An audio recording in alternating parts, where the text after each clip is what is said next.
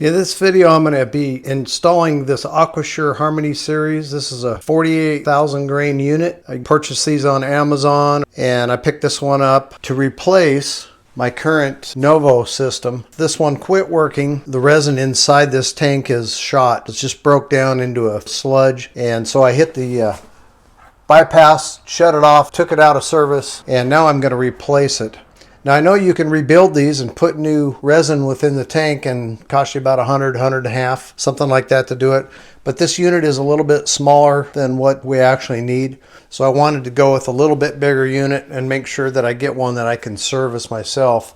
So that's why we bought this Aquasure Harmony Series. I can get the parts online through Amazon and easily maintain the thing. And this is my main water line. It comes over here to an elbow, comes up to a shutoff valve. And then whoever installed this put this huge kink in this hose. That's the incoming line, and then it goes out, up, back behind the water heater. I'm going to do a little bit of plumbing to reconfigure this valve so that my new hose comes out the top and over and feeds into the new water softener without this ridiculous bend in this hose. And 3/4 to 1 inch, because the Aquasure comes with 1 inch NPT fittings on the back for your incoming and outgoing water lines. You can also order it with 3/4 inch if that's what you have. I'll put a link to them in the description if you decide you want to do this yourself. I'm going to take this plug-in adapter off and just get it out of the way. Directly below here I have a bucket, so I'm just going to remove the fitting.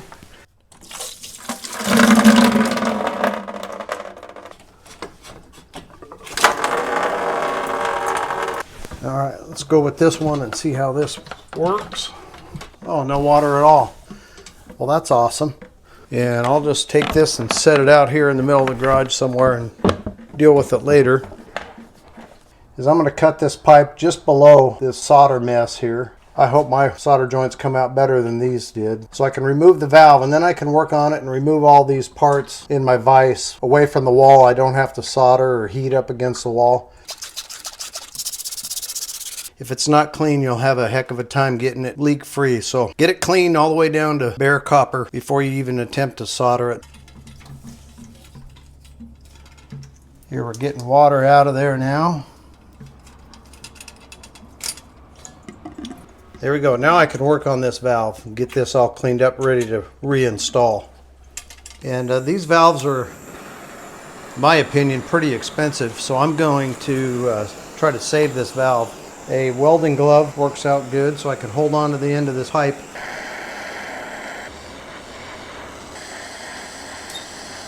There we go. Then I'll remove this end and I'll do the same thing. Okay, I cut a 4-inch piece that I'm going to have out the top, and then my SharkBite's going to connect to the other end. So it's all cleaned up, got some flux in there. The big part is just getting this heated up hot enough so the solder flows right into that joint. You'll know it, you'll be able to see it, suck it right in there, and it'll make a nice joint.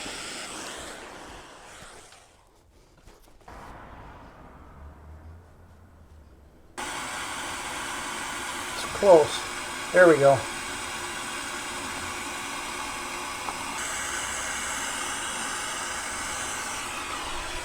This is the old fitting, and it's sweat onto that 3/4 inch pipe.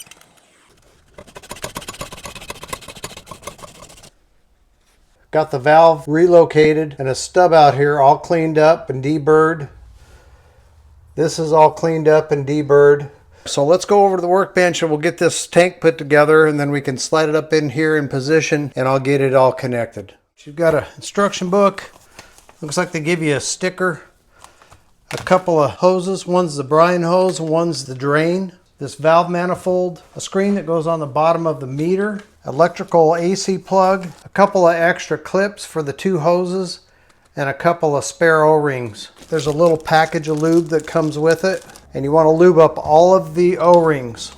And then we got to remember to screw this little strainer basket on the bottom of this before it goes on the tank. You don't need a ton, but you want to get a decent amount of lubrication on these O-rings. I'm actually going to take a little bit and put it inside. And mine came with these little keepers screwed all the way in. I'm actually going to remove them and then replace them after I get it in place.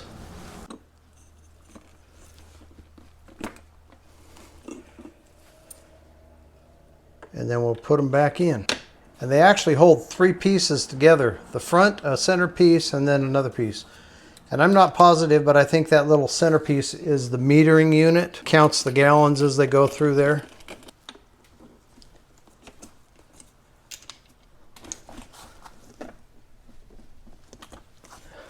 Okay, the next thing is putting this filter or strainer. Has little slits in here that keeps the media in the tank, but it lets the water flow through. It pushes on and then it turns counterclockwise. There you go. So it actually locks into place and it's locked in there, and that'll slip over the tube that's in the tank. Remove the cap and get plenty of the grease on there. This is going to slide up into the bottom of that meter, and that meter has O-rings in the bottom of it. And put it on this O-ring in the middle. And this O-ring right here will seal it. So the meter's ready to go, and we'll just slip the basket over the pipe.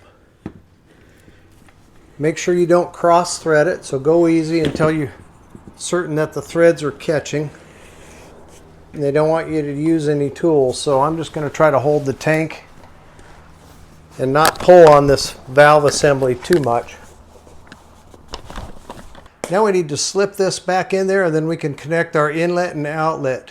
Almost forgot to show this, but I'm going to go over both of these, the inlet and the outlet, with some Teflon tape. It calls for about 10 to 12 wraps on each one of these. Make sure if you're looking at the front of it from this side, you want to go in a clockwise direction. So when you screw the fittings on there, it doesn't unwrap the tape. And it does not come with the Teflon tape. You'll have to have your own Teflon tape for this step. And we'll move the tank back here into position. The drain line that comes with the unit will fit right inside my existing drain line that goes up into the ceiling. I'm just going to put my hose clamp on there, and I'm going to push my drain line hose up in there a few inches, and then I'll cut the other end to length that plugs into the unit. So just like that. Now we'll install our lines, and these are SharkBite fittings, so once you put it on, it's going to be on there unless you've got a removal tool, which I don't. So make sure it's how you want it to be, good and clean, deburred, and it presses on about 1 inch or so, all the way on, and you're set. Incoming line, same thing.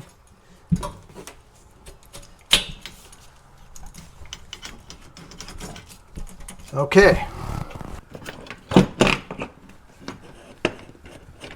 I'm just going to go as far as I can by hand and then tighten it with a wrench. I use my PEX cutters. I can get a nice square cut on this. Then I'll remove the orange retainer, push the pipe in as far as I can. You can feel it go all the way in there. Pull it out just slightly so you can get that retainer behind it, and that'll click into place too, and there you go. So the drain is connected, and now I need the brine line to connect here. Same process.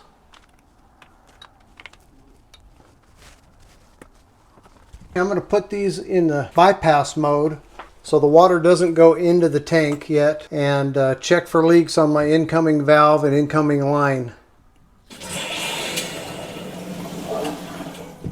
Okay, I'm going to go inside, run some water through like a bathtub faucet that doesn't have an aerator strainer on it. We'll run all the air out of the system.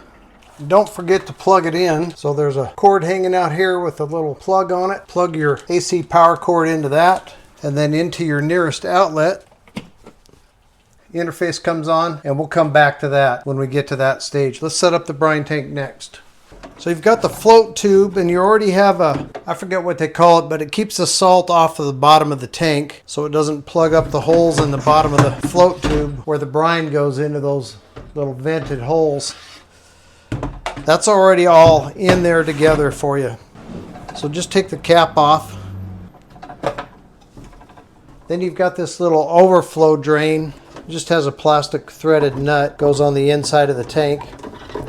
Point it straight down, and then you can connect a hose to that and put it in a bucket, or if you've got a floor drain in your garage or something like that. If this malfunctions and this starts to overflow, it will kill out that drain and go wherever you want it to go. And then here's the brine tube, comes out of the control unit there, through the hole on the back of the tank, through that hole, and then I'm going to press it into that fitting. It just moved in there about a ½ inch or so. You just want to make sure that's connected. And then put your lid back on here.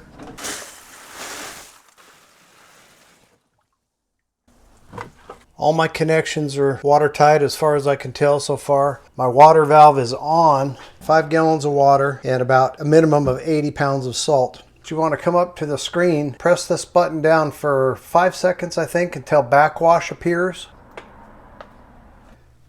And then once the backwash valve is open, you'll see the timer showing a 15-minute countdown. Then you want to slowly start opening the inlet side to fill the tank. And you're just going to slowly listen to that, and as it fills, then you can slowly work the valve completely open. And I've got mine almost full now, so it'll just purge all the air out of the resin and out of the tank, and then be in the backwash cycle. And you'll just let the meter run through its sequence about an hour and a half. It'll do the complete regeneration cycle, and then we'll move on to the next step. Okay, about an hour and a half later, it's completed the regen cycle. And the next thing you want to do is open the valve to let the water into your house all the way. I'll go inside to the nearest faucet, probably a bathtub faucet because it doesn't have an aerator, and I'll run the water until it's clear. We're in service. I just want to finish setting up the meter here. So the first step is to press this little arrow button and the up arrow at the same time. That puts us into setting the time. All right, I had to bring that way down so you can see it. So we've got the time up here. We want to press the arrow button until you select whatever it is you want to change. And this is going to be in military time. So right now I've got 3:32, so 15, and we'll go up to 32. Press it again, and then we go to select the type. Okay, you've got 3 types to choose from. So you've got TM, which is time meter. Then you've got just meter or just timer. I'm going to go with the recommended default time meter. When the meter clicks to the proper gallons, it'll initiate the regeneration cycle, and it'll happen at 2 a.m. when the least possibility of people using water. All right, let's move on to the next one. Number 3. So here's where you select gallons, liters, or cubic meters. We're going to go with gallons. And then we'll press that again and we'll set the meter here. Now I just used a water hardness tester and tested my water and used the chart on page 21 in the manual. And I came up with 2,175 gallons for the amount of people and the water hardness, how often it will regenerate. So let's set that for 2,175.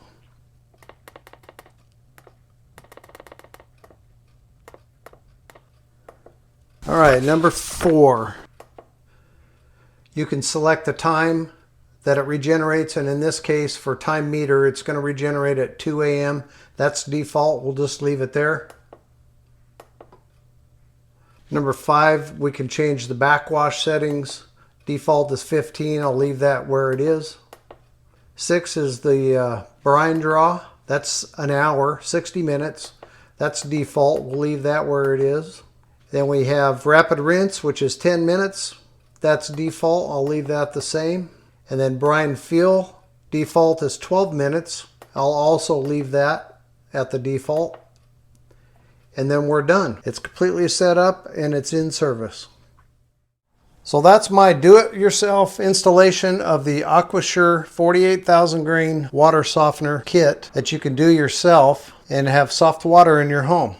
I'll leave links for everything in the description if you want to check them out. And if you want to see another one of my videos, click the video on the screen now and I'll meet you over there.